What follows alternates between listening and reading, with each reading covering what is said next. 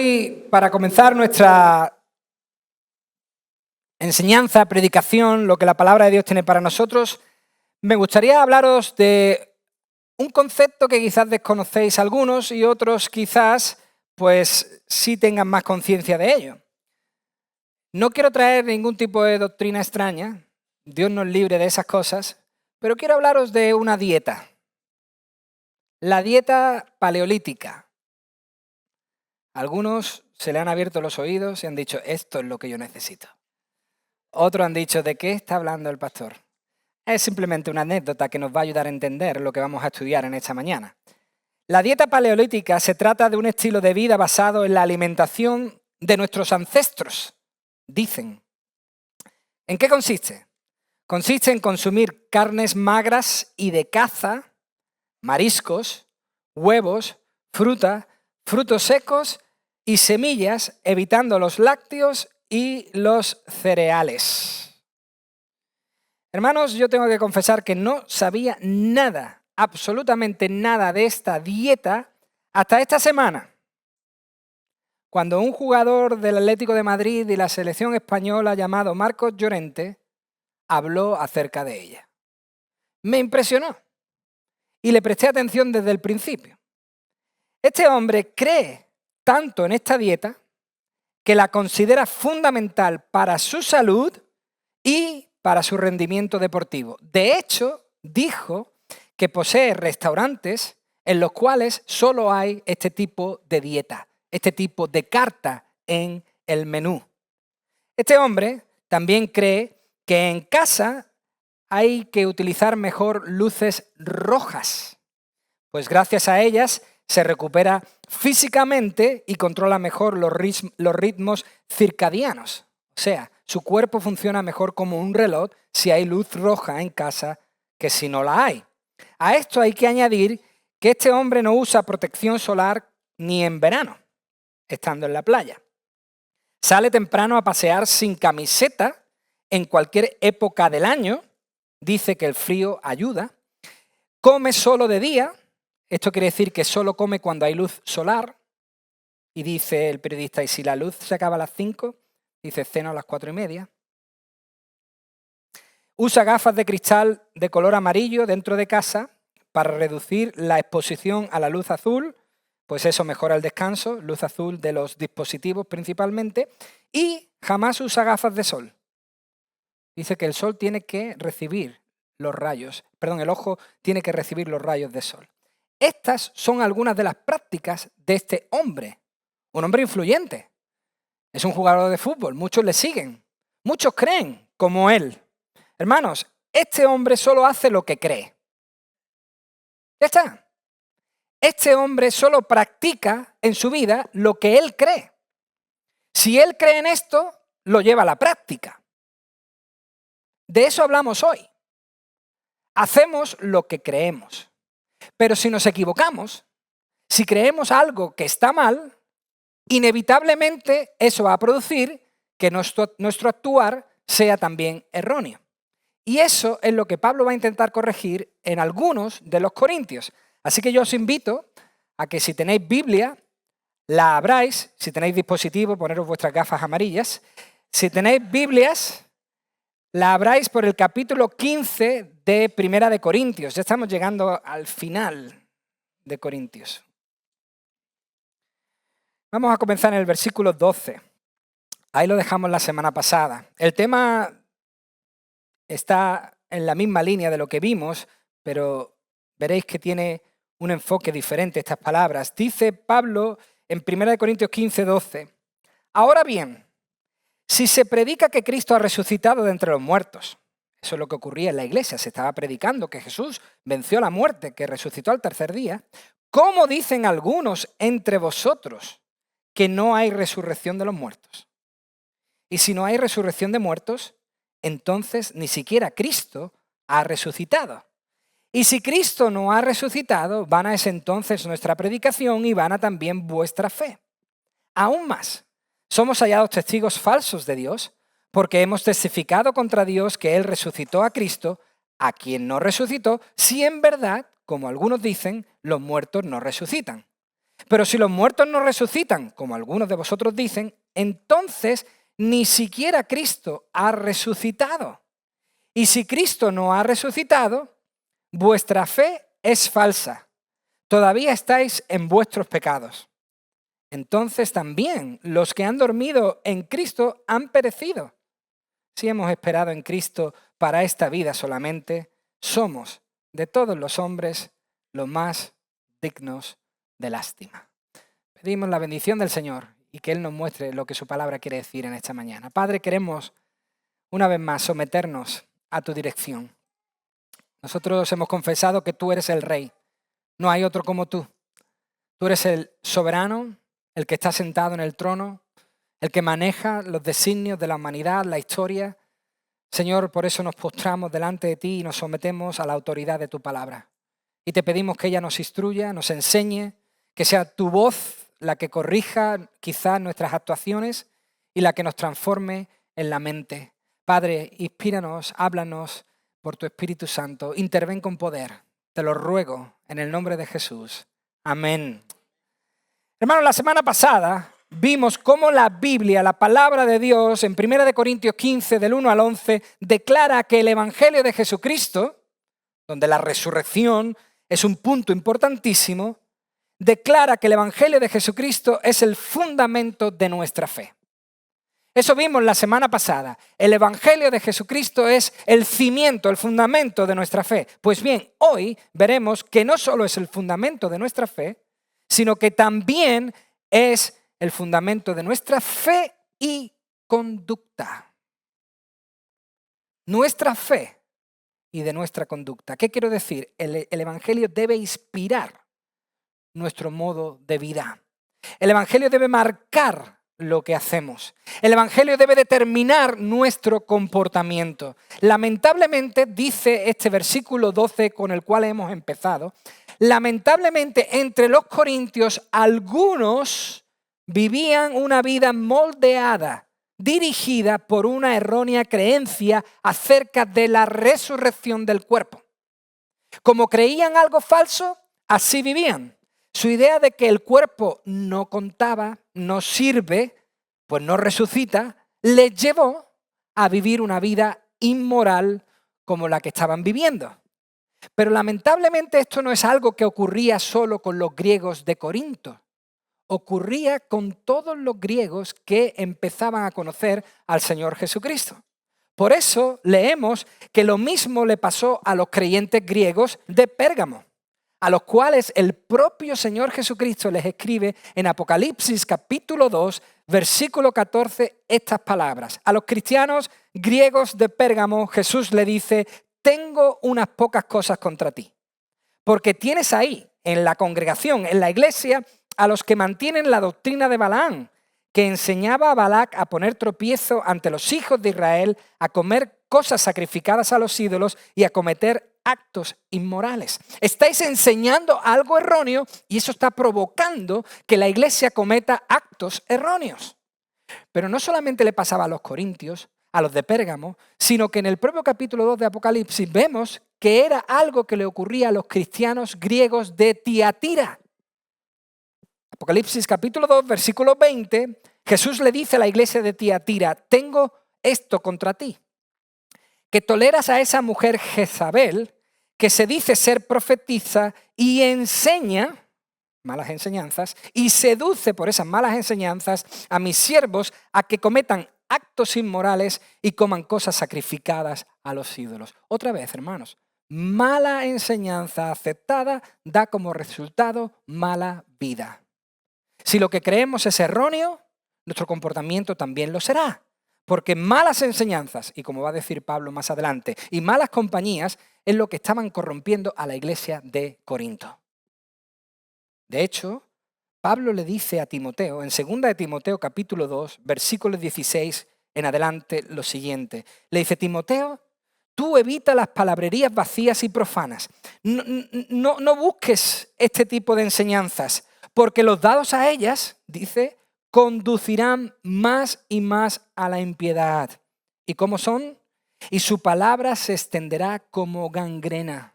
Se extiende y pudre todo lo que hay a su alrededor, entre los cuales están Himeneo y Fileto, que se han desviado de la verdad, atentos, diciendo que la resurrección ya tuvo lugar, trastornando así la fe de algunos. Esta es la enseñanza falsa que se estaba dando en algunas iglesias, que la resurrección ya había ocurrido, que aún seguíamos en los cuerpos, pero la resurrección ya había pasado. Y porque la resurrección ya había pasado, porque la resurrección ya había tenido lugar, entonces los cuerpos no valían. Si ya lo que va a ocurrir es que nuestro espíritu se va a ir, hagamos con los cuerpos lo que queramos. Por eso dice el versículo 12, algunos en Corinto estaban enseñando este grave error. Estaban enseñando esta falsa enseñanza, lo que les llevó a pecar con el cuerpo, a hacer con su cuerpo todo tipo de inmoralidades. Y os voy a decir algo importante, hermanos, algo que debemos saber. Para Dios, nuestros cuerpos son importantes, muy importantes. Debemos usarlos acorde a lo que han recibido. ¿Y sabéis qué han recibido los cuerpos de los cristianos? Redención. Hemos sido redimidos. Por lo tanto, si todo nuestro ser, nuestra alma y nuestro cuerpo ha sido redimido, entonces como buenos administradores debemos usarlos para la gloria de Dios. Si nuestro espíritu ha sido redimido, nuestra alma, pero también nuestro cuerpo ha sido redimido, lo que tenemos que hacer es que todo nuestro ser glorifique a Dios. Eso es lo que dice Pablo en 1 de Tesalonicenses 5:23. Pablo dice, el mismo Dios de paz os santifique por completo y que todo vuestro ser, espíritu, alma y cuerpo, sea preservado irreprensible para la venida de nuestro Señor Jesucristo. Nuestros cuerpos deben glorificar al Señor. Y es curioso, porque como hemos leído en el versículo 12, estos corintios decían que Cristo había resucitado. Ellos decían que Cristo había vuelto a vivir. Ellos creían que Jesús había resucitado. Sin embargo, lo que decían algunos es que los creyentes no resucitaban, como la Biblia predica. Esa era su falsa enseñanza. Jesús sí había resucitado, lo dice el versículo 12, pero los creyentes no. Para algunos corintios, los muertos dejaban el cuerpo y el espíritu es lo que se marchaba, se liberaba. Pero hermanos, el hecho de que Cristo resucitara, como dijo la semana pasada el apóstol Pablo en los primeros versículos, el hecho de que Cristo resucitara certifica que nosotros también resucitaremos. Esto es algo no de hoy. Pablo ya lo dijo en el capítulo 6. Capítulo 6, versículo 14. Pablo dice clarísimamente, y Dios, que resucitó al Señor, también, ¿qué? Nos resucitará a nosotros mediante su poder. Esto es algo que ya la Biblia ha certificado. Lo que Pablo quería es que estos algunos entendieran que la resurrección es real. Que cuando resucitemos tendremos un cuerpo real. Por lo tanto, debían cuidar sus cuerpos y como ya les dijo en el mismo capítulo 6, versículo 20, glorificasen a Dios con sus cuerpos. No solamente iban a ser resucitados, iban a recibir un cuerpo glorificado y perfecto, sino que mientras estemos en debíamos utilizarlo para la gloria de Dios. Porque al final, pensémoslo bien, hermanos, esto es de perogrullo. Lo que uno haga con su cuerpo es producto de lo que está en su mente y en su corazón. De la abundancia del corazón, habla la boca. Al final, lo que tú hagas con tus manos, con tus ojos, con tus pies, es producto de lo que hay en nuestra mente y en nuestro corazón. ¿Qué quiero decir? Que lo que se ve por fuera indica lo que hay dentro. Y ahí es donde está apuntando la palabra de Dios. Fijaos, a Pablo le asombraba este pensamiento tan extraño que tenían. Porque si la resurrección es el fundamento de la fe, el cimiento de nuestra fe, dice Pablo en el versículo 12, ¿cómo dicen algunos? ¿Cómo se atreven algunos a decir públicamente, sin pelos en la lengua, que no hay resurrección? ¿Cómo se atreven a decir que los creyentes no resucitarán? Pablo está diciendo literalmente que los creyentes no se levantarán, no se pondrán de pie nuevamente. Hermanos, la respuesta del apóstol es demoledora. No puede ser mejor esta respuesta a estos que decían que no había resurrección del cuerpo. Versículo 13. Pablo dice, y esto es demoledor, vaya, inquebrantable este pensamiento. Dice, si no hay resurrección, dice Pablo, si no hay resurrección como algunos de vosotros predican, entonces lo que trajo la resurrección tampoco existió. ¿Cómo? Esto lo explican mucho mejor otros comentaristas, entre ellos Robertson, Archibald y Alfred Plummer, así como se llaman, que en su estudio profundo de Corintios dicen en el capítulo 15, versículo 13, que lo que ellos estaban haciendo es lo siguiente. Si se niega el efecto, esto es, que los cristianos resucitan y resucitarán con un cuerpo que el Señor les dará, se invalida la causa. O sea, si se niega el efecto, la resurrección de los creyentes, se niega la causa, la resurrección de Jesucristo. Si se acepta la causa como un hecho, que Jesucristo resucitó, el efecto se seguirá sin duda. Evidentemente, si creemos que Jesús resucitó, debemos creer con fe que nosotros también resucitaremos. Hermanos, si Cristo resucitó, como todos ellos creían, entonces nosotros también lo haremos. Pero si se piensa que no hay resurrección de los creyentes, evidentemente se está negando que Jesús resucitara. Por lo tanto, si Cristo no hubiese resucitado, y ese sería el caso si ellos no creían en la resurrección de los creyentes, si Cristo no hubiese resucitado, fijaos cuántas cosas pasarían. Versículo 14. Si Cristo no hubiese resucitado, vana, vacía, necia, inútil sería esta predicación. Mejor sería que todos nos fuésemos. Vana sería nuestra predicación, lo que Pablo dijo del versículo 1 al versículo 11. Sería necio. Y fijaos qué interesante. Y vana sería vuestra fe. Esto es muy interesante. Porque Pablo no se está refiriendo a la fe cristiana. Pablo no le está hablando a estos de su fe cristiana, sino que está diciendo que algunos creían que la salvación era ser espíritus, era un error. Le estaba diciendo, si Cristo no resucitó, vuestra falsa fe de ser espíritus después de la muerte tampoco va a pasar, tampoco va a ocurrir. En otras palabras, Pablo le está certificando que si Cristo no resucitó, después de la muerte no hay nada. Si Cristo verdaderamente no venció a la muerte, no hay nada para nadie, ni para los que creemos que hay resurrección, ni para aquellos que crean que pueden ser espíritus, no. Si Cristo verdaderamente no resucitó, no hay esperanza para los seres humanos, porque sin resurrección no existe la salvación. Punto. Más aún, fijaos qué triste. Dice Pablo en el versículo 15, si no hay resurrección, hemos traído de Dios un falso testimonio. ¡Qué triste! Que Cristo venció a la muerte, que alcanzó nueva vida, que hizo una nueva creación, se convertiría directamente en una mentira de parte de Dios si Cristo no resucitó. O sea, la negación de la resurrección señala a Dios como mentiroso. Quien profesa, quien cree que no resucitaremos, está llamando a Dios mentiroso. Y añade fi. Porque hemos testificado contra Dios que Él resucitó a Cristo de entre los muertos, hemos acusado falsamente a Dios de haber hecho algo que en realidad no hizo.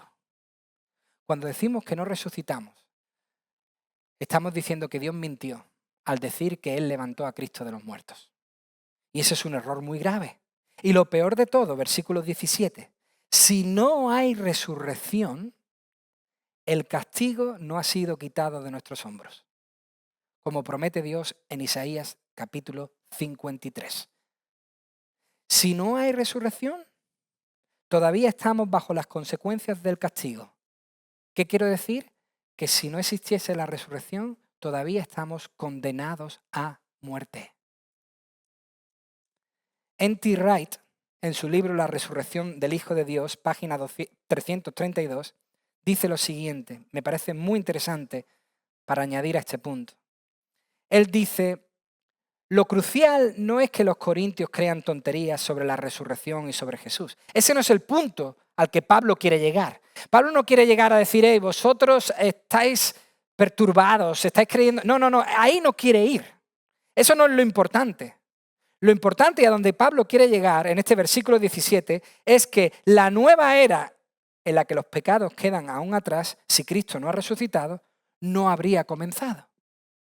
Aún seguiríamos en pecado, aún seguiríamos condenados. Porque gracias a la resurrección, termina N.T. Wright diciendo, gracias a la resurrección el presente siglo malo ha sido invadido por el siglo venidero. ¿Cuál? El tiempo de la restauración y el perdón.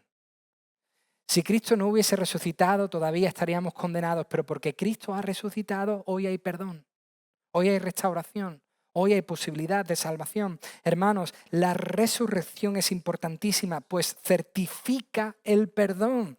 Sabemos que hemos sido perdonados, como decía el versículo 3 la semana pasada, que Cristo murió por nuestros pecados. Sabemos que hemos sido perdonados porque Cristo ha resucitado.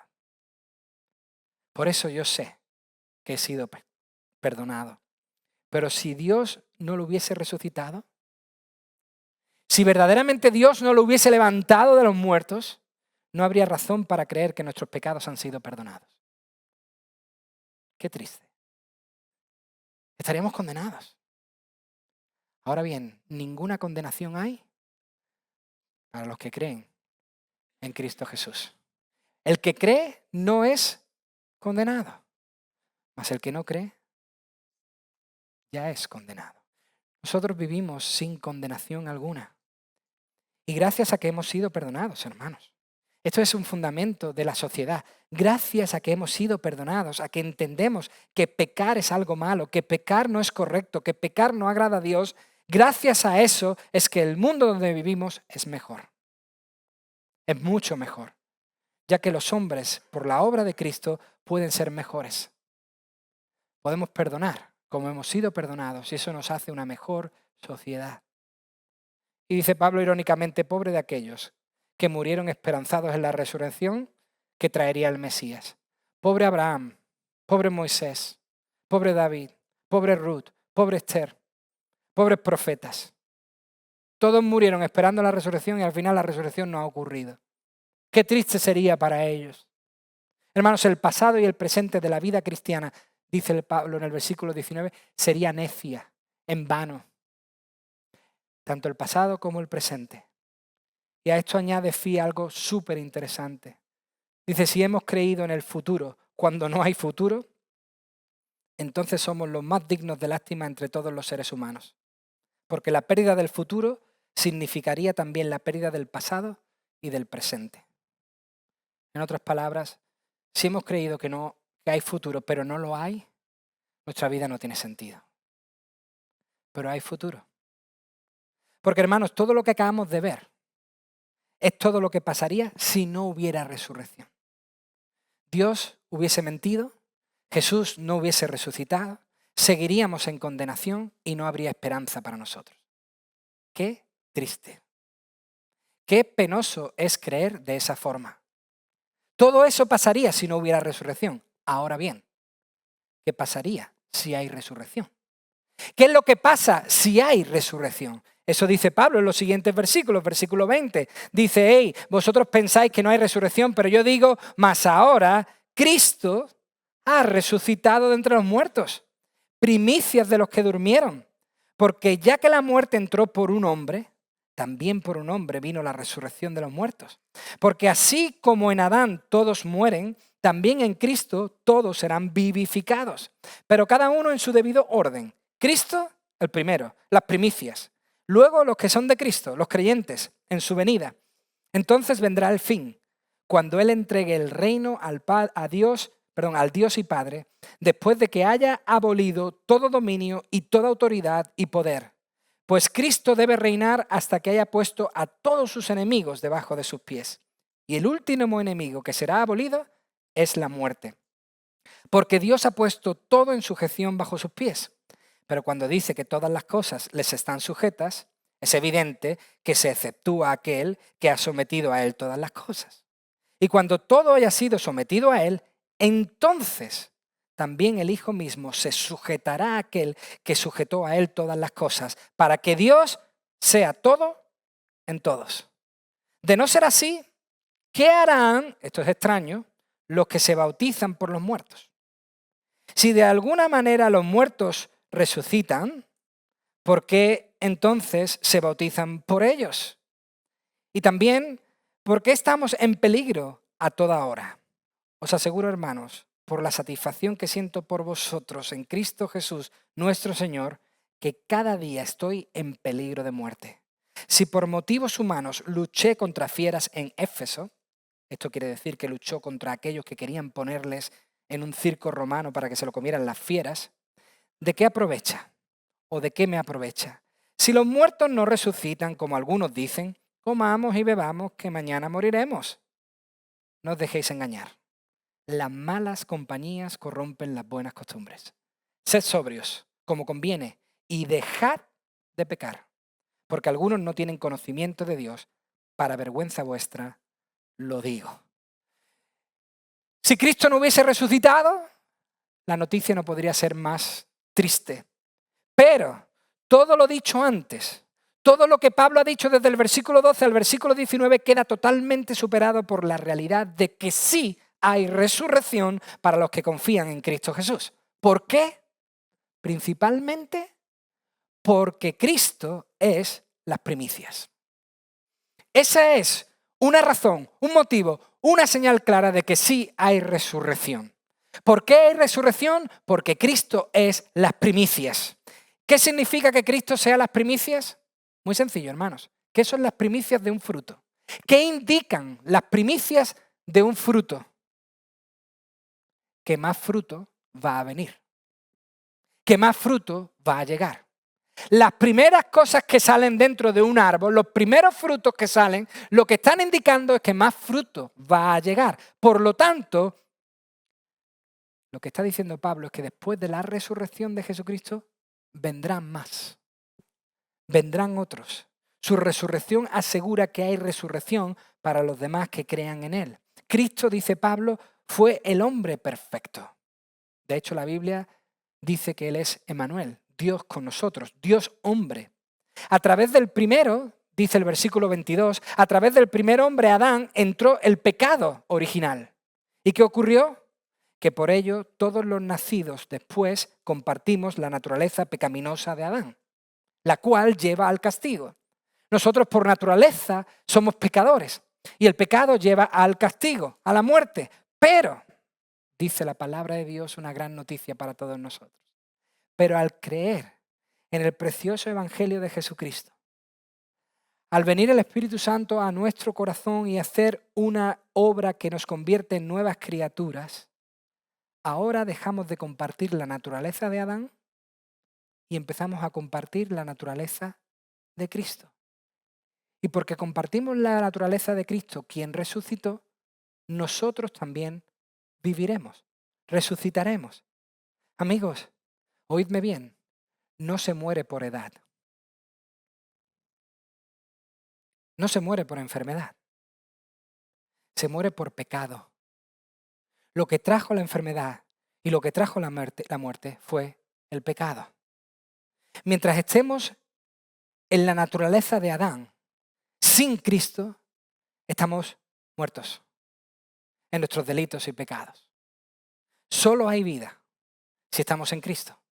Solo hay vida si nuestra naturaleza deja de ser la de Adán y en la naturaleza de Cristo. Porque lo que Adán no logró, dice Pablo, lo logró Cristo. Él fue el primero, versículo 23, Él fue el primero en el orden de los resucitados. O sea, el grupo 1, Cristo. Y luego viene el grupo de muchos, los creyentes. Primero Cristo, después los redimidos. Y porque Cristo fue el primero, Cristo reina, dice el texto. Más concretamente está reinando a la diestra del Padre. Hoy, en este momento, Cristo reina. Y el Padre está día a día poniendo a todos sus enemigos bajo sus pies. ¿Qué significa esto? Que el Evangelio, el reino de Dios, el mensaje del Evangelio está impactando al mundo entero cada vez más. Y más personas creen en Jesucristo y se someten a Jesucristo y se rinden a Jesucristo. Ese es el avance del reino.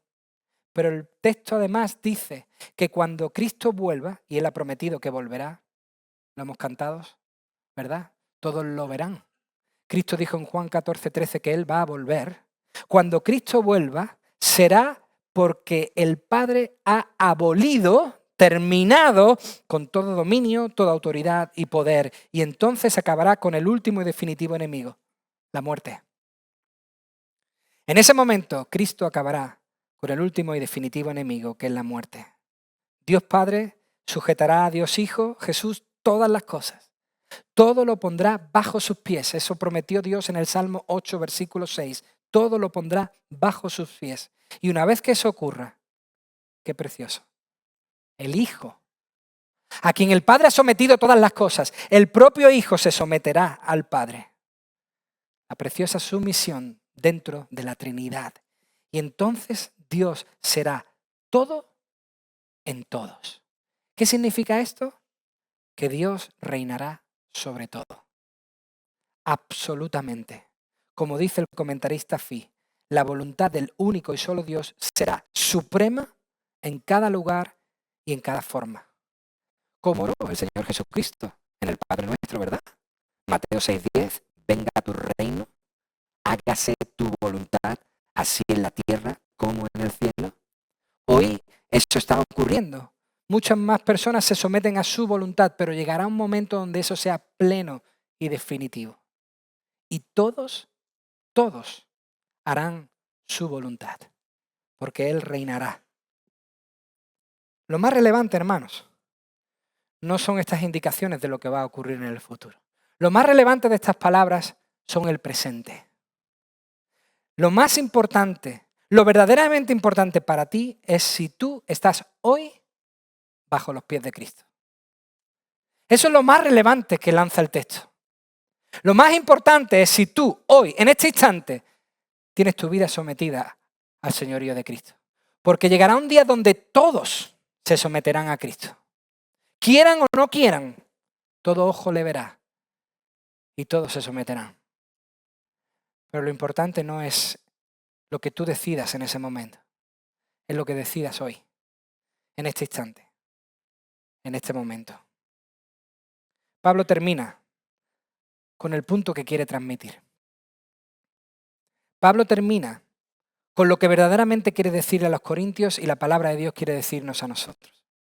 Pablo termina diciendo que hay un problema al no creer en la resurrección, un gravísimo problema. Ese problema es que si no se cree en la resurrección, entonces eso afecta a nuestra práctica, a nuestro estilo de vida. Esta idea rara que presenta el versículo 29 es un ejemplo de cómo una creencia falsa lleva a una práctica falsa. Se estaban bautizando por los muertos. ¿Cómo? Sí, eso es lo que estaban haciendo. Creían que el bautismo era una solución mágica. Este era su razonamiento. Si cuando Jesús se bautizó, el Espíritu Santo descendió sobre él, y eso es cierto, eso fue lo que ocurrió, lo mismo pasará con los creyentes que crean y sean bautizados. Por lo tanto, de ser así, pensaban ellos, bauticémonos por los difuntos. Tomamos nosotros el puesto de los difuntos, bauticémonos por ellos, para que la bendición espiritual caiga también sobre sus vidas. Pues quizás así podamos ofrecerles la espiritualidad que no tuvieron cuando estaban con vida. Y alguno de vosotros pone cara extraña como diciendo, qué raro es esto, ¿no? Qué cosa más extraña. No os asombréis. Esto aún ocurre, ¿eh? Hoy hay personas que rezan por los muertos. Hoy hay personas que encienden velas por los muertos.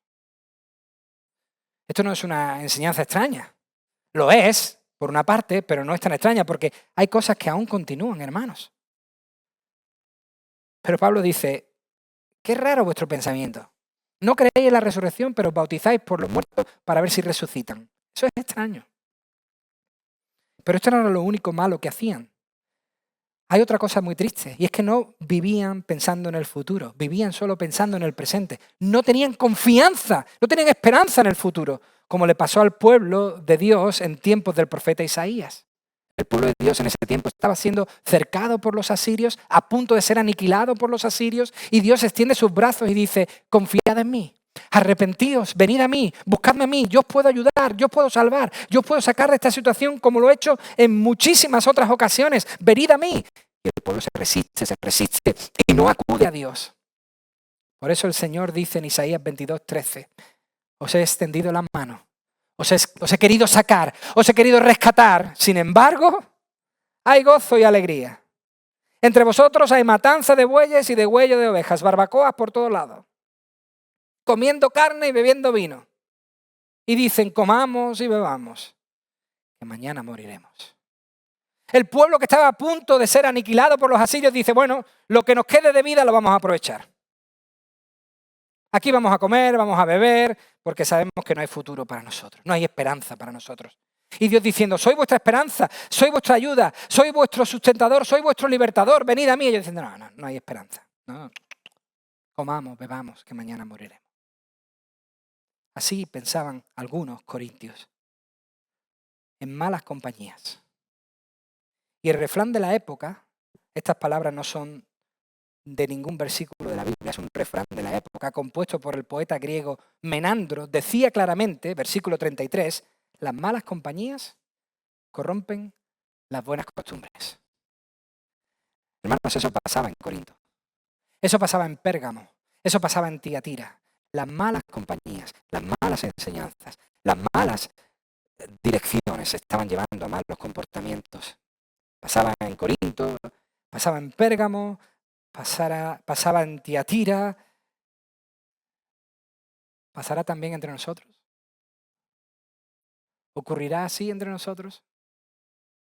¿Nos dejaremos llevar por falsas enseñanzas que harán que nuestros caminos se desvíen? Sed sobrios, dice Pablo.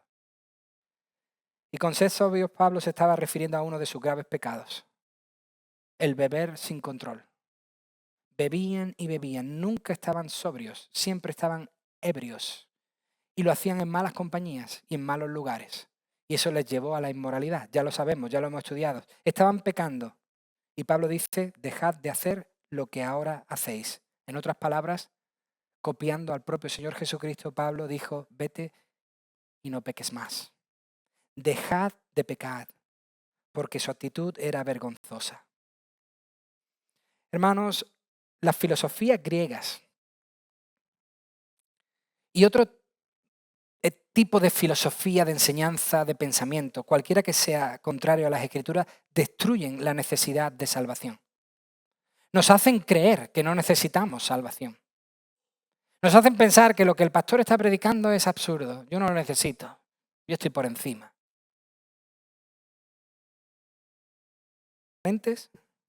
Se destruye todo lo demás en nuestras vidas. Por eso Pablo le dijo a Tito lo siguiente en Tito 3:8. Palabra fiel es esta. Pablo está hablando del Evangelio. Puedes confiar en el Evangelio, le está diciendo a Tito. Y en cuanto a estas cosas, quiero que hables con firmeza. ¿Para qué? Para que los que han creído en Dios procuren ocuparse en buenas obras. Las dos cosas están enlazadas, hermanos. Si tú crees en Dios, podrás hacer buenas obras. Si tú crees cosas extrañas, dudo que tus obras sean adecuadas. Estas cosas son buenas, refiriéndose a lo anterior, y útiles para los hombres. Hermanos, ¿qué produce el Evangelio? El Evangelio produce una nueva manera de vivir. Una vida que agrada a Dios. Porque soy salvo, ahora puedo entregar mi vida a las buenas obras. Porque creo en la resurrección, debo utilizar todo lo que soy para la gloria de Dios. Termino con las palabras del escritor, pastor Paul David Tripp. Él dice, la manera como vives es importante porque existe una eternidad a seguir. Las elecciones que hagas son importantes porque existe un para siempre. Las cosas en las que crees son importantes porque el mundo está moviéndose hacia la eternidad. Las cosas a las que tu corazón se entrega son importantes porque existe un mañana eternal. A la luz de la eternidad, no tiene sentido olvidarnos de Dios y vivir la vida por nosotros mismos. Al ver la eternidad, al contemplar lo que viene, es irracional escribir nuestras propias reglas y demandar que las cosas sean a nuestro modo. La eternidad requiere que tomes la vida con total seriedad. Hermanos, yo creo que esto es un mensaje muy clarificador para muchos de nosotros. Porque quizás sin darnos cuenta hemos pensado como los corintios. Quizás algunos de nosotros como creyentes hemos llegado a esas conclusiones extrañas. Que como lo que se salva es el espíritu, como lo que se salva es el alma, como que no habrá cuerpo allí en el cielo, como seremos espíritus así flotando, así algunos tienen en su mente la resurrección, entonces el cuerpo es inútil. Además se deteriora, cada vez estoy peor. Cada vez me salen más arrugas y esto no sirve para nada. Esto se va a quemar, esto se va a podrir, esto se va a quedar aquí en la tierra. Y así pensamos que no vale para nada, que no vale para nada. Pero hermanos, esa es una mala concepción. Eso es un error de concepto de lo que significa nuestra salvación. Salvación no es llegar al cielo. Salvación es resurrección. Eso es salvación. Si el pecado llevó a la muerte, como dice la Escritura, la salvación lleva a la resurrección. Y la resurrección con un cuerpo. ¿Por qué lo sé? Por lo que dice 2 Corintios 5.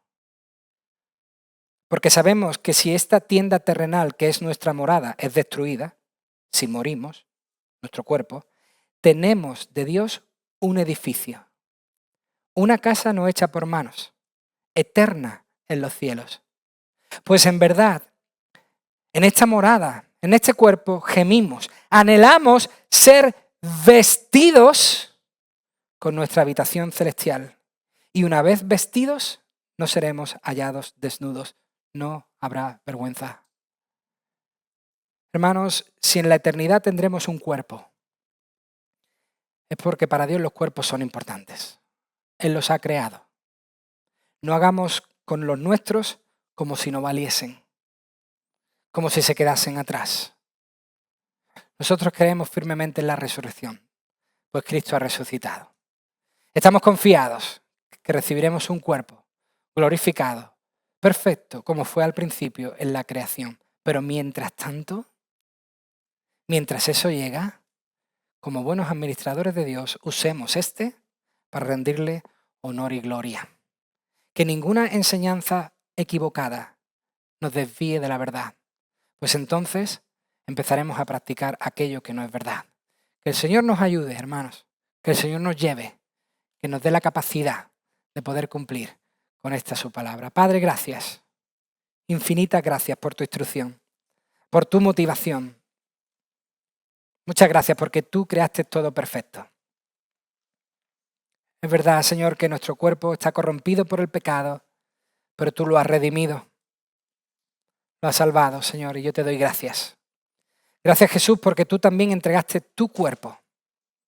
Fue molido, crucificado, drenado hasta la última gota de sangre para nuestra salvación. Tú ofreciste tu cuerpo como sacrificio vivo. Tú ofreciste tu cuerpo, Señor, para perdonar todos nuestros pecados, para salvar los nuestros. Y yo quiero pedirte que tú nos ayudes, Señor, a poder utilizarlos para traer gloria a tu nombre. Que lo que hagamos por fuera diga al mundo entero que Cristo vive en nuestros corazones. Que lo que hagamos por fuera pueda decirle a todo el mundo que hay salvación. Y esa salvación te va a llevar a resucitar a una nueva creación, a una nueva vida, a una vida eterna, completa y perfecta, donde ya no habrá llanto, ni muerte, ni dolor. Señor, gracias por esa esperanza. Gracias porque tu palabra es verdad, porque lo que tú dices es verdad y nosotros confiamos en ella. Padre, ayúdanos como iglesia a avanzar, a seguir en la verdad y a poder vivir y practicar la verdad todos los días de nuestra vida. En el nombre de Jesús. Amén.